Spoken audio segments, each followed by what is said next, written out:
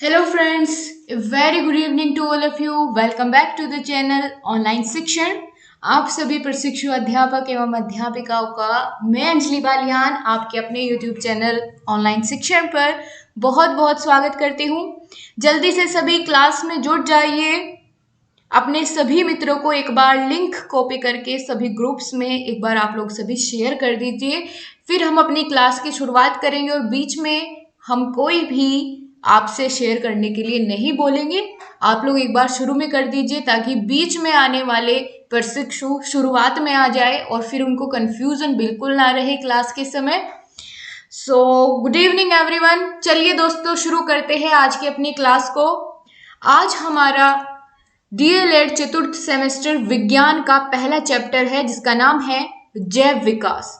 तो ये आपकी विज्ञान की पहली क्लास है और चैप्टर भी आपका ये फर्स्ट हो जाता है। ठीक है, आप लोग नोट कर लीजिएगा और पीडीएफ के लिए ऑनलाइन शिक्षण टेलीग्राम ग्रुप का लिंक डिस्क्रिप्शन बॉक्स में भी और कमेंट बॉक्स दोनों जगह पिन कर दिया गया है। वहां से आप टेलीग्राम ग्रुप में जुड़ सकते हैं पीडीएफ के लिए। तो अब बाद में हम पीडीएफ के बारे में बात नहीं करेंगे, मैंने आपको यहीं पर कंफर्म कर दिया है। और चलिए दोस्तों, ये टॉपिक आपका बहुत ही इंपॉर्टेंट है। क्यों है इसकी इतनी इंपॉर्टेंस वह भी जान लीजिए। ये दोस्तों आपका टेट एग्जाम्स जितने आपके होते हैं, चाहे वो किसी भी स्टेट के हो या आपका सुपर टेट का एग्जाम हो, हर जगह ये चैप्टर बहुत अहमियत रखता है। वहां आपका ईवीएस में मिलेगा। ठीक है, तो चलिए बात कर लेते हैं। आज हमारा पहला चैप्टर है जैव विकास, ऑर्गेनिक इवैल्यूएशन। क्या होता है जैव विकास, क्यों हमें इसे पढ़ने की जरूरत पड़ रही है, क्या उद्देश्य है इसको पढ़ने के। ठीक है, और इसके अंतर्गत कौन कौन से सिद्धांत आते हैं, मतलब जो भी इसमें ऐसे क्वेश्चन बन सकते हैं जो आपके एग्जाम की पॉइंट ऑफ व्यू से इंपॉर्टेंट हो, उन सभी को यहाँ पर डिस्कस किया जाएगा। तो चलिए शुरू करते हैं। और सबसे पहले दोस्तों हम यही जानेंगे प्रमुख बिंदु कि जैव विकास क्या है ना। सबसे पहले हमारे लिए यही बात हो जाती है कि जैव विकास क्या होता है। What is evaluation, what is evaluation. तो चलिए सबसे पहले एक सरल भाषा में इसका छोटा सा अर्थ हम जान लेते हैं कि जैव विकास आखिर हम किसे कहते हैं। बहुत ही सिंपल और आप कहेंगे इजी नोट्स के साथ आपको ये चीज समझ में आएगी, क्योंकि ये चैप्टर ना ऐसा होता है बहुत सारे प्रशिक्षुओं को समझ नहीं आता, लेकिन अब आएगा क्योंकि बहुत ही अच्छे नोट्स के साथ आपको यहाँ पर चीजें सीखने को मिलेगी। जैव विकास क्या होता है अगर एक सरल सी भाषा में हम लोग जाने तो दोस्तों, जैव विकास एक पीढ़ी से दूसरी पीढ़ी में होने वाला आनुवांशिक परिवर्तन ही जैव विकास कहलाता है। ठीक है, यानी एक पीढ़ी से दूसरी पीढ़ी में जो भी आनुवांशिक परिवर्तन देखने को मिलते हैं उसे ही हम जैव विकास, यानी यहां पर हम उसको जैव विकास इवैल्यूएशन कहते हैं। आगे बात करते हैं। इतना आपको समझ आ रहा है कि भैया जैव विकास की मोटी मोटी सी एक इमेज अपने दिमाग में बना लीजिए कि भैया एक पीढ़ी से जब दूसरी पीढ़ी में आते हैं, जैसे बाबा दादा के अंतर्गत जो गुण थे, अब उसके पोता पोती में अगर हम लोग देखें तो उन गुणों में यदि कुछ बदलाव दिखाई देता है, अनुवांशिक परिवर्तन दिखाई देता है, तो उसे ही हम जैव विकास कहते हैं। ठीक है, अब चलिए यहाँ पर एक एक कर बहुत अच्छे से हम लोग समझेंगे ताकि हर एक चीजें आपके माइंड में बिल्कुल सेट हो जाए। दोस्तों, जैव विकास वह प्रक्रिया है जिससे किसी आबादी में जो किसी विशिष्ट स्थान पर एक साथ वास करती है, यानी एक साथ रहते हैं। ठीक है, यहाँ बताया गया है कि भैया कोई आबादी यदि किसी एक विशेष स्थान पर बहुत लंबे समय से रह रही है तो एक बहुत ही लंबे समय के बाद उनमें बदलाव आते हैं, उसे इवैल्यूएशन कहते हैं। ठीक है, उसे ही हम क्या कहते हैं, इवैल्यूएशन कहते हैं, जैव विकास कहते हैं। देखिए, अगर आप कह सकते हैं कि जैसे आपने देखा पहले इंसान क्या हुआ करता था, एक बंदर की तरह हुआ करता था, फिर लाखों साल बाद उसने थोड़ा सा अपना रूप परिवर्तित किया, उसमें कुछ जेनेटिक चेंजेस हुए, रहे वो उसी स्थान पर रहे थे जंगल में, लेकिन कुछ बदलाव हुए बहुत समय के बाद उसी पीढ़ी में, तो उन्हीं बदलावों को हम क्या कहते हैं? जैव विकास कहते हैं। इसी तरीके से कुछ थोड़ा थोड़ा बदलाव होते होते आखिर में आकर इस बंदर के जैसे स्वरूप से हमने मानव का स्वरूप ग्रहण किया। तो ये प्रक्रिया किसकी है? जैव विकास की प्रक्रिया है, क्योंकि ये आबादी एक लंबे समय से एक विशेष स्थान पर थी। ऐसे ही हम ये नहीं है कि सिर्फ इंसान में ही जैव विकास होता है, हर एक जीव में कुछ ना कुछ बदलाव होते रहते हैं समय के साथ साथ, ठीक है। तो इसी तरीके से जो भी आप कह सकते हैं एक पीढ़ी से दूसरी पीढ़ी में आनुवांशिक बदलावों को ही हम जैव विकास कहते हैं। समझ आ रही है ना चीजें? चलिए अब वापस चलते हैं अपनी डेफिनेशन की तरफ कि किस तरीके से होता है यहाँ पर जैव विकास। देखिए यहाँ बात की गई है दोस्तों, इवैल्यूएशन आनुवांशिक स्तर पर होता है, यानी कि इवैल्यूएशन वह है जिससे आए बदलाव पीढ़ी दर पीढ़ी विरासत में दिए जाते हैं। देखिए जैसे सबसे पहले मानव का स्वरूप ऐसा था, फिर कुछ पीढ़ियों के बाद मानव का स्वरूप थोड़ा बदला और ऐसा हो गया। अब इसके बाद जो मानव की उत्पत्ति होगी, क्या वो ऐसा तो नहीं है कि पहले के जैसे हो जाएगी? नहीं, जो विकास इसमें हो चुके हैं, जो बदलाव इसमें हो चुके हैं, उनके आधार पर थोड़ा और विकास होकर के आगे आएगा। ऐसा नहीं है कि ये एक घटते क्रम में बिल्कुल नहीं जाएगा, ये हमेशा बढ़ता हुआ जाएगा, है ना। तो इस तरीके से हम कह सकते हैं कि जो विकास, जो परिवर्तन इस पीढ़ी में आ चुके हैं वे तो इस पीढ़ी में देखने को मिलेंगे ही मिलेंगे, उनके साथ और भी कुछ अलग होगा। ये मेरा कहने का यहाँ पर तात्पर्य है, ठीक है। यानी ये बदलाव पीढ़ी दर पीढ़ी विरासत में दिए जाते हैं। आगे बात करते हैं, चलिए। पृथ्वी पर वर्तमान जटिल प्राणियों का विकास पर्णम में पाए जाने वाले शरद प्राणियों के परिस्थिति और वातावरण के अनुसार होने वाले परिवर्तनों के कारण हुआ। दोस्तों यहाँ बताया गया है कि जिस तरीके से वर्तमान में एक मनुष्य का या प्राणियों का जो स्वरूप है वो पहले ऐसा नहीं होता था। पहले आप जानते हैं कि बंदर की तरह होते थे, आदि मानव जिनको बोला जाता था। तो समय और परिस्थिति और वहां के वातावरण के अनुसार हर पीढ़ी में कुछ ना कुछ बदलाव होता चला गया और इसी तरीके से आज के मानव जैसा स्वरूप हमने पा लिया। इसी को हम क्या कहेंगे? जैव विकास कहेंगे। पीढ़ी दर पीढ़ी कुछ ना कुछ आनुवांशिक बदलाव होते रहते हैं और एक इंसान या एक जीव अपने आप में परिवर्तन करता रहता है परिस्थिति के अनुसार, वातावरण के अनुसार। इसे ही हम जैव विकास कहते हैं। क्लियर हो गया कॉन्सेप्ट इतना? बिल्कुल बता दीजिएगा अगर कहीं पर थोड़ा सा भी कोई डाउट रहता है, वहीं पर रोक दीजिएगा तुरंत। बहुत मजेदार आपका साइंस ऐसा क्लियर हो जाएगा कि आपको रटने की जरूरत कहीं नहीं पड़ने वाली, ठीक है। यहाँ हम एक लाइन में और इसको देख लेते हैं कि आखिर ये जैव विकास होता किसमें है। तो ये ध्यान रखिएगा, सजीव जगत में जितने भी सजीव आप कह सकते हैं, जितने भी सजीव प्राणी हैं उन सभी में कोई ना कोई परिवर्तन होता है, उसी को जैव विकास कहते हैं। जैसे कि इसके नाम से ही क्लियर है, जैव जीवित, ठीक है। जीवित प्राणियों में या जीवित जंतुओं में होने वाले परिवर्तन को ही हम जैव विकास कहते हैं। इसका संबंध जैव यानी सजीव, जो जीवित हो उन्हीं में ये बदलाव हो सकते हैं। तो ये भी आपको क्लियर होना जरूरी था। आगे बढ़ते हैं दोस्तों। अब आपको अर्थ समझ आ गया जैव विकास क्या होता है। प्रीवियस ईयर पेपर में पूछा गया प्रश्न है, यहाँ पर मुझे लिखना, यहाँ पर थोड़ा ध्यान नहीं रहा आपके लिए पीडीएफ बनाते समय, लेकिन मैं अभी बता दे रही हूँ। बहुत ही इंपॉर्टेंट चैप्टर है आपका, विज्ञान का आधार है बिल्कुल। और आपका अगर आपने सिलेबस की क्लास नहीं देखी है, सिलेबस विज्ञान का आपको मैं इससे पहली क्लास में प्रोवाइड कर चुकी हूँ, उसको आप प्लेलिस्ट में जाकर के सर्च कर लीजिएगा और अपने पूरा सिलेबस एक नोटबुक के पहले पेज पर नोट डाउन कर लीजिएगा। फिर उसके अनुसार हम चलते रहेंगे, आपको पता चलता रहेगा कौन कौन से टॉपिक्स होते जा रहे हैं, ठीक है। अब हम बात करते हैं दोस्तों जैव विकास के क्या प्रमाण है ना। प्रमाण क्या मिलते हैं जैव विकास के, कैसे हम मान लें कि भैया जैव विकास हो रहा है, उसके कोई ना कोई प्रमाण तो होंगे, कोई ना कोई सबूत तो होंगे।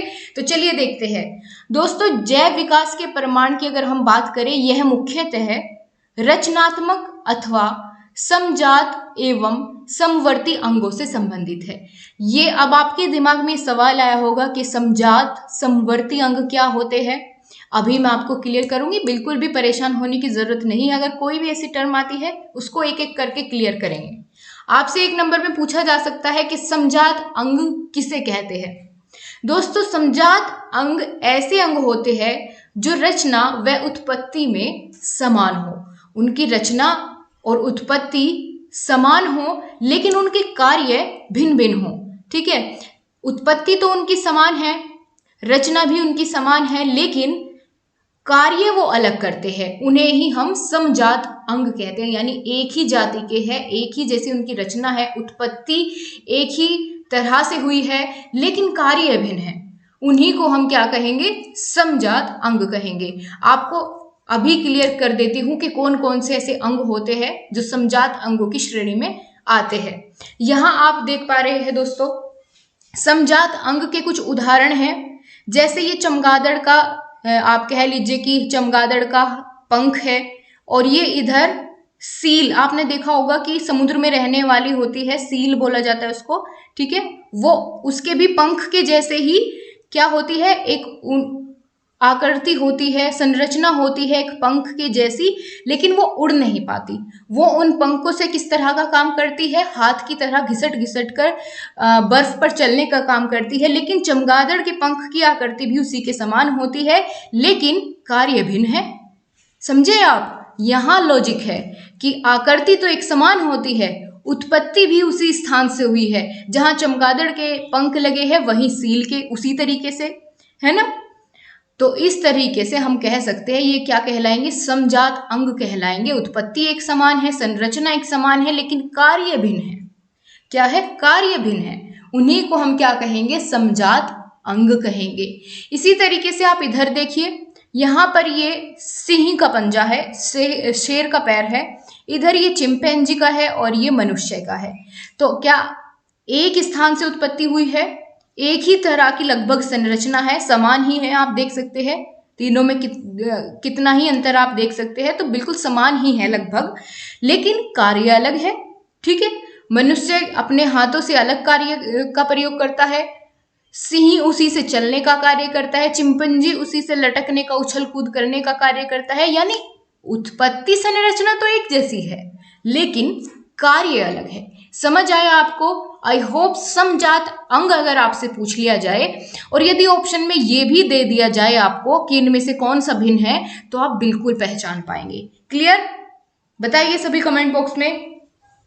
बिल्कुल बिल्कुल ठीक है गाइज, अगर क्लास अच्छी लग रही है तो लाइक जरूर किया कीजिए। ठीक है, यहाँ अब हम आगे बात करते हैं। दूसरा बिंदु हमने वहां क्या हमारा कंफ्यूजन क्रिएट हुआ था समवर्ती अंग के साथ, तो समवर्ती अंग को भी हम डिस्कस कर लेते हैं। समजात अंग हमने देख लिया क्या होता है। ऐसे अंग जो रचना उत्पत्ति में भिन्न हो। वहां क्या था? वह उत्पत्ति और रचना में समान थे, लेकिन कार्य अलग थे। ये उसका अपोजिट है। यहाँ क्या बात की गई है कि रचना और उत्पत्ति में भिन्न हो, लेकिन कार्य में समान हो, तो उन्हें क्या कहेंगे? हम समवर्ती अंग कहेंगे। यानी देखिए, बिल्कुल समजात अंग का बिल्कुल एकदम यहाँ पर अपोजिट कर दिया गया है कि यहाँ क्या है? रचना और उत्पत्ति भिन्न होती है, लेकिन उनका कार्य समान होता है। इस तरीके से इस तरह के अंग किस में आ जाएंगे? समवर्ती अंग में आ जाएंगे। क्लियर है आप सभी को? बिल्कुल सही बात। आगे बढ़ते हैं हम। अब दोनों के बीच आपको डिफरेंस क्लियर हो गया होगा, समजात और समवर्ती अंग में। अब यहाँ पर एक और टर्म आती है गाइज, अवशेषी अंग। ये बहुत इंपॉर्टेंट है, आपसे पूछ लिया जा सकता है कौन कौन से अवशेषी अंग हैं। ठीक है, अब आइए बात करते हैं। वे अंग जो पूर्वजों में कार्यशील थे, लेकिन वर्तमान में कार्य विहीन है। यानी उनका अब कोई भी कार्य नहीं रहा। पूर्वजों में उनका कार्य होता था, कार्यशील थे, लेकिन अब धीरे धीरे वर्तमान समय में वे कार्य विहीन हो गए हैं, उनका कोई कार्य नहीं रहा है। वो ऐसे ही अवशेष की तरह बच गए हैं। ठीक है, जिसका कोई यूज नहीं है कहीं, उन्हें ही हम क्या कह देते हैं? अवशेषी अंग कहलाते हैं। क्लियर हो गया? बहुत अच्छे से। वे अंग जो पूर्वजों में तो कार्यशील थे, लेकिन वर्तमान में कार्य विहीन हो गए हैं, उनका कोई कार्य नहीं है, ऐसे अंग को हम अवशेषी अंग कहते हैं। दोस्तों, क्या मनुष्य में भी कोई ऐसे अवशेषी अंग मिलते हैं? कि पूर्वजों में जिनका कार्य था लेकिन अब वे कार्यविहीन हो गए हैं और उनका कोई कार्य नहीं होता है। क्या कोई ऐसे अंग मनुष्य में भी होते हैं? अगर आप इसके बारे में जानते हैं तो कमेंट बॉक्स में बताइए जल्दी से। तब तक हम उदाहरण देखते हैं, जैसे कर्ण पल्लव की पेशियां। कर्ण पल्लव क्या होता है आपको बताऊंगी मैं और पूंछ की कोशिकाएं, तो ये किसके उदाहरण है? अवशेषी अंग के उदाहरण है। उदाहरण पर बहुत अच्छे से फोकस करिएगा, इंपॉर्टेंट है आपके लिए, ठीक है। कर्ण पल्लव की पेशियां और पूंछ की कोशिकाएं। अब देखिए आप लोग हैरान हो जाएंगे जिसको नहीं पता होगा कि मनुष्य के अंदर भी अवशेषी अंग पाए जाते हैं जो शरीर में होते तो है लेकिन उनका कोई कार्य नहीं है और उनका कार्य न होने की वजह से वो धीरे धीरे विलुप्त हो रहे हैं, ठीक है। चलिए बताएं, यहां देखिए आप इस इमेज में आपको ये सभी चीजें क्लियर होगी। देखिए दोस्तों, सबसे पहले तो आप यहां देख पा रहे हैं ये आपका आंख का स्ट्रक्चर बना हुआ है, ह्यूमन आई। तो यहां आपको एक एरो लगाकर लिखा दिख रहा है निमेशक पटल। ये दोस्तों आंखों के अंदर यहाँ पर एक झिल्ली नुमा परत होती है जिसको निमेशक पटल कहते हैं, ठीक है। आपने देखी होगी आंख में पतली सी झिल्ली, तो ये आंख में होती है लेकिन इसका कोई कार्य नहीं होता है। इसे हम क्या कह देते हैं?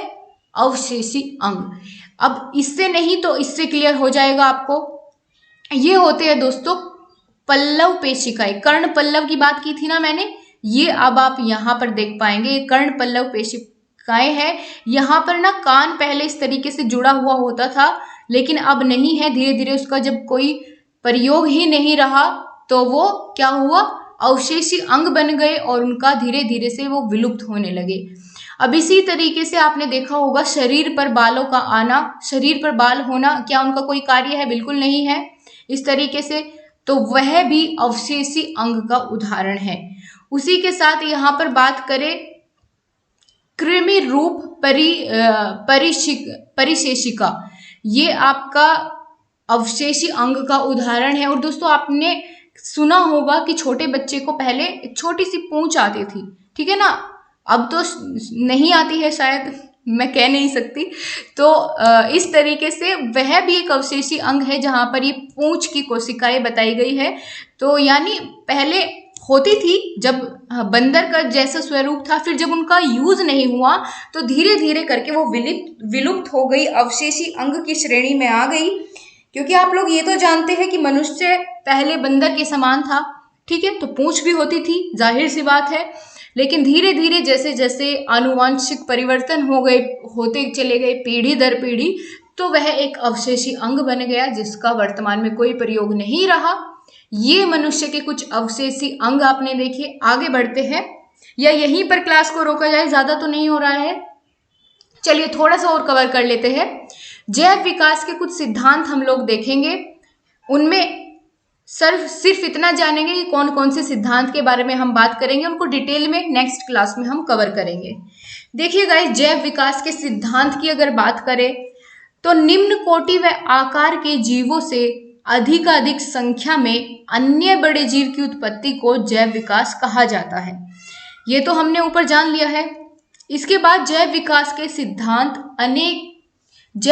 के अनेक सिद्धांत प्रतिपादित किए गए जिनकी संक्षिप्त जानकारी आपको अगली क्लास में मिलेगी, लेकिन मैं आपको बता देती हूँ कि कौन किस किस के बारे में हम नेक्स्ट क्लास में बात करेंगे।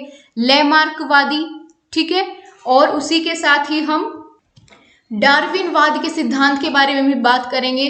तो ये कुछ महत्वपूर्ण सिद्धांत है जिनके बिना आपका पेपर अधूरा होता है और हमेशा एग्जाम में पूछे जाते हैं। लैमार्कवाद का सिद्धांत और डार्विन का सिद्धांत, तो इनको एक एक करके समझेंगे क्योंकि जल्दी कुछ भी नहीं है और बहुत ही आराम से चलेंगे। क्योंकि एक दिन में आपकी अभी फिलहाल 2 क्लासेस हो रही है। एक तो आपकी हिंदी की तो रेगुलर है ही, वो तो हो ही जाती है। उसके बाद 4 बजे आपकी अब ऐसे हुआ करेगी कि शुरुआत के 3 दिन आपका विज्ञान की क्लासेस होया करेगी और लास्ट के 3 डेज आपकी शैक्षिक प्रबंधन एवं प्रशासन की क्लास हुआ करेगी शाम 4 बजे प्रतिदिन, और संडे में आपका टेस्ट हुआ करेगा।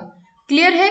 तो इसी तरीके से हम आगे अपना शेड्यूल बढ़ाएंगे और बाकी बचे सब्जेक्ट्स को भी जिनकी क्लासेस नहीं स्टार्ट हुई है उनको भी स्टार्ट किया जाएगा। ठीक है। और बात कर लेते हैं मैथ्स की गाइस। तो मैथ्स की कंप्लीट प्लेलिस्ट आपको मिल जाएगी। आप प्लेलिस्ट में जाकर चैनल पर चेक करेंगे तो वहां पर आपको प्लेलिस्ट मिल जाएगी, उसमें कंप्लीट हो चुका है आपका कोर्स, ठीक है। तो वहां से आप मैथ्स की क्लासेस को देख सकते हैं और अपना सिलेबस पूरा कर सकते हैं। तो आज की क्लास को हम यहीं तक रखते हैं। आपको आज बेस क्लियर हो गया कि जैव विकास क्या होता है। अब हम आगे जब कल सिद्धांत की बात करेंगे तो आपको सभी चीजें बहुत अच्छे समझ आ जाएगी। नोट्स अपने बनाते हुए चले, सबसे महत्वपूर्ण बात यही है। और आज की क्लास में बहुत अच्छे से सुनने के लिए, समझने के लिए आप सभी का बहुत बहुत धन्यवाद। चैनल पर पहली बार विजिट कर रहे हैं तो सब्सक्राइब कर बेल आइकन का बटन जरूर प्रेस कर ले। और अगर आपने अभी तक क्लास को लाइक नहीं किया है तो लाइक करके अपने फ्रेंड्स को शेयर भी कर दें। तो आप सभी का बहुत बहुत धन्यवाद। आपसे फिर मुलाकात होगी, तब तक के लिए नमस्कार, गुड इवनिंग, सत श्री अकाल, बाय बाय, टेक केयर।